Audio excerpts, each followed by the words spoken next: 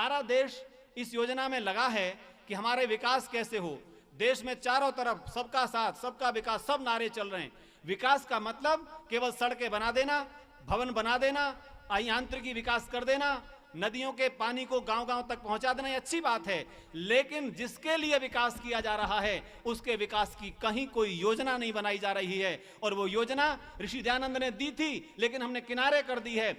यदि आपने इस चैनल को सब्सक्राइब नहीं किया है तो पहले सब्सक्राइब करें और बेल आइकन को अवश्य दबाएं। महसूस करती हैं, ऐसे दिल्ली आर्य पत्नी सभा के प्रधान आदरणीय आचार्य धर्मपाल जी, जिन्होंने व्याकरणाचार्य किया है, ऐसे सुयोग्य विद्वान दिल्ली सभा को प्रधान के रूप में मिले हैं।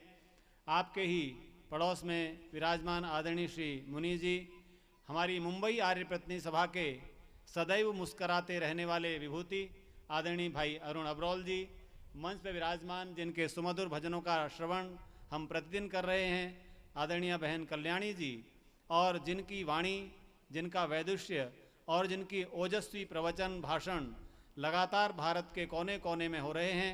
हम कह सकते हैं कि हमारी आर्य समाज की धुंधवी बजाने वाली पीढ़ी लगातार चली आ रही है।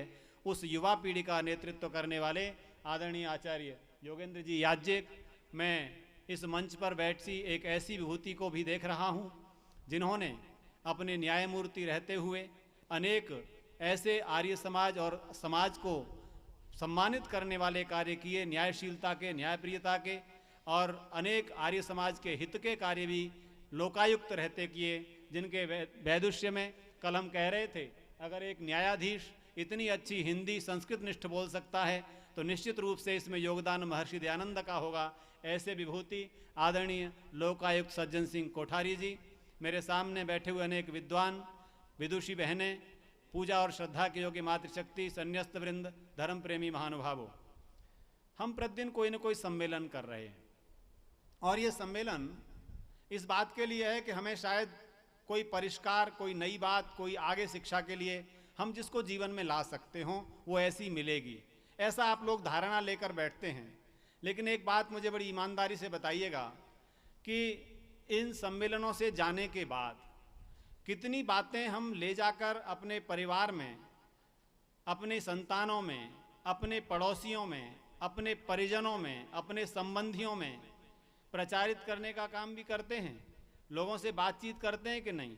मैं अपनी बात को आगे बढ़ाऊं, एक बात जरूर कहना चाहूँगा, स्मृति भवन के न्यास में कार्यक्रम में हम और आप सब बैठे हैं ना, पूरे भारतवर्ष में कोई संस्था ऐसी नहीं मिलेगी जहाँ के प्रधान और मंत्री 4 दिन से मैं ढूंढता रह जाता हूँ कि ये मंच पर दिख जाएं।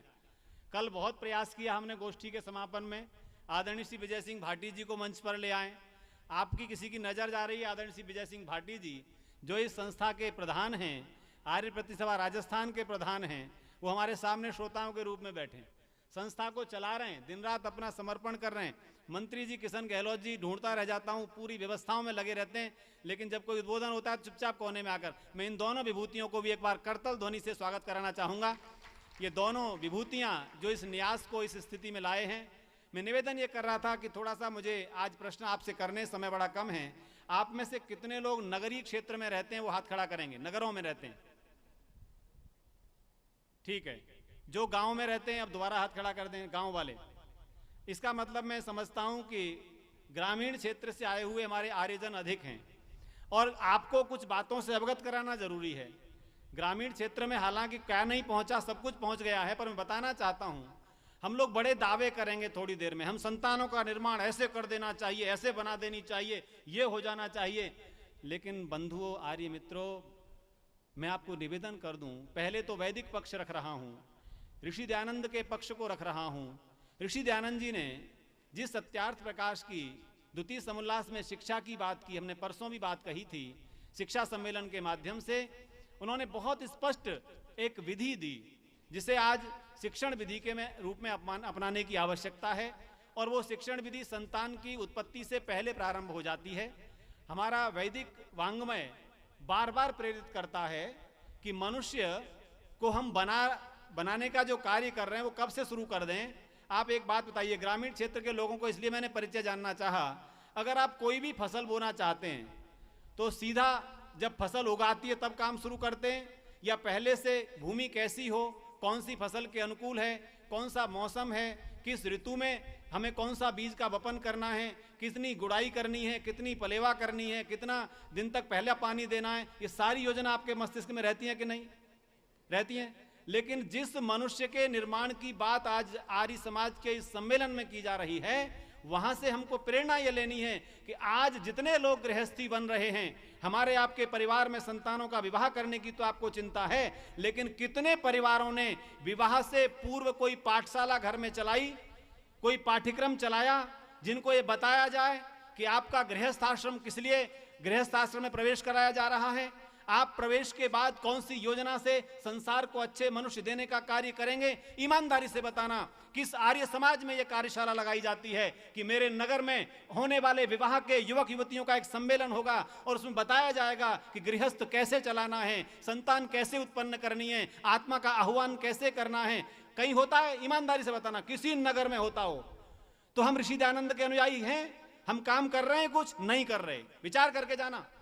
ये ऋषि दयानंद स्मृति न्यास है, यहां पर अपने विचार करके जाना कि आज के बाद यदि सम्मेलन की सफलता बच्चे सच्चे रूपों में चाहते हैं तो आर्य समाज के लोग अधिकारी जितने बैठे हैं अपनी आर्य समाजों में, हमने एक कार्यक्रम चलाया दिल्ली में, कई आर्य समाजों में आदरणीय धर्मपाल जी बैठे हैं, हमने एक कार्यशाला रखी 2.5-3 घंटे की, सुखी जीवन का आधार 16 संस्कार वर्कशॉप है, एलसीडी प्रोजेक्टर लगाते हैं, 16 संस्कारों के विषय में वर्तमान और वैदेशिक चिंतकों का, मनोवैज्ञानिकों का, गृहस्थ के चिंतकों का विचार देते हैं और उनको देते हैं जो कपल्स अभी विवाह करके आए हैं, जिनके घर में संतान आनी है। सबसे बड़ी बात यह है, भाई योगेंद्र जी ने बहुत अच्छी बातें कही कि हम अपने परिवार में योजना क्या लेके चल रहे हैं, हमारी संतान कैसी हो, इसकी योजना कहीं बनाई नहीं जा रही। सारा देश इस योजना में लगा है कि हमारे विकास कैसे हो। देश में चारों तरफ सबका साथ, सबका विकास, सब नारे चल रहे हैं। विकास का मतलब केवल सड़कें बना देना, भवन बना देना, यांत्रिकी विकास कर देना, नदियों के पानी को गांव-गांव तक पहुंचा देना, ये अच्छी बात है, लेकिन जिसके लिए विकास किया जा रहा है उसके विकास की कहीं कोई योजना नहीं बनाई जा रही है। और वो योजना ऋषि दयानंद ने दी थी, लेकिन हमने किनारे कर दी है, कि पुस्तकों में दबा दी है। हमारी योजनाएं सब सम्मेलन चलाने की है, हमारी पीड़ाएं कई बार जब मीटिंग्स होती हैं आती रहती हैं, हम कहते हैं हमने युवा सम्मेलन भी रखा, राष्ट्र रक्षा सम्मेलन भी रखा, हमने वेद सम्मेलन भी रखा, लेकिन उन सम्मेलनों में जो विद्वानों ने विचार दिए, उन विचारों को इंप्लीमेंट करने का, अप्लाई करने का कोई योजना हमारे पास नहीं है। ये योजना इस न्यास से बनाकर जानी है।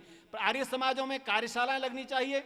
सारा नगर आपको मैं बताता हूं दावे के साथ, सारा नगर आपकी ओर उन्मुख होकर देखेगा। आर्य समाज संतान निर्माण के लिए कार्यशाला चला रहा है, गृहस्थ में जाने वाले उन युवक युवतियों के लिए कार्यशाला चला रहा है, जिसमें यह बताया जाए कि आत्मा का आह्वान किया जाएगा और हम जब जिस प्रकार का वातावरण बनाएंगे वैसी आत्मा का आह्वान होगा। इस बात से तो हमारा परिचित है ना कि आत्मा अजर है, अमर है, और ये 3 प्रकार से जन्म को हम जीवन में करते हैं। एक होता है आत्मा का प्रारब्ध, दूसरा होता है माता पिता के वंशानुगत संस्कार, तीसरा होता है परिवेश।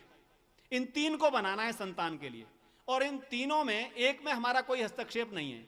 किसमें नहीं है? आत्मा के प्रारब्ध को परिवर्तित करने में हमारा कोई हस्तक्षेप नहीं है। आत्मा अपने प्रारब्ध से जिन संस्कारों को, जिस स्वभाव को, जिस विचार को, जैसे ज्ञान को लेकर आ रहा है, जिसे हमें प्रज्वलित करना है, प्रदीप्त करना है, उसके प्रदीप्त करने के लिए दूसरा जो फैक्टर काम करता है वो फैक्टर है वंशानुगत, हेरिडिटी।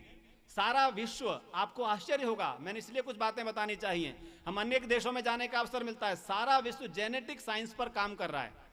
और जेनेटिक साइंस के जो प्रोफेसर्स हैं वो बताते हैं कि वो जीन्स जैसे विचार लेकर के आता है वैसा मनुष्य बन जाता है। वो इतना कहकर रुक जाते हैं, वो जीन्स को आत्मा नहीं मानते, हम उसे कहते हैं कि आत्मा जैसे विचार लेकर आता है। तो दोनों में कोई बहुत बड़ा अंतर नहीं है। वो उसे जीन्स बेस्ड बता रहे हैं, हम सोल बेस्ड बता रहे हैं, हम आत्मा पर केंद्रित बता रहे हैं, और वो आत्मा अपने संस्कार लेकर आए, उसमें हम कोई परिवर्तन नहीं कर पाएंगे। लेकिन जहां परिवर्तन हम कर सकते हैं वो निश्चित रूप से, जिस प्रकार से कृषि विश्वविद्यालय के वैज्ञानिक प्रयोग कर करके अनेक प्रजातियां अन्न की उत्पन्न करते हैं और उन प्रजातियों से पैदावार अधिक होती है, स्वास्थ्यवर्धक होती है, ऑर्गेनिक चीजें बनाई जा रही हैं, जैविक खेती का काम चल रहा है, ये कार्य हमें और आपको करना है, ये हमारे अधीन है। वो है वंश को बनाना। सारी दुनिया को चिंता है मेरा वंश चलता रहे, वंश चलता रहे, किस रूप में चलता रहे ये किसी को चिंता नहीं है, क्योंकि वंश जिन महापुरुषों के वंश के हम अनुचर हैं, जिस वंश में हम पैदा हुए हैं, उस वंश का कोई चिंतन परिवारों में दिया जा रहा है। मैंने नगरी कल्चर की इसलिए बात की कि परिवार में जो हमारी प्राचीन संस्कृति थी,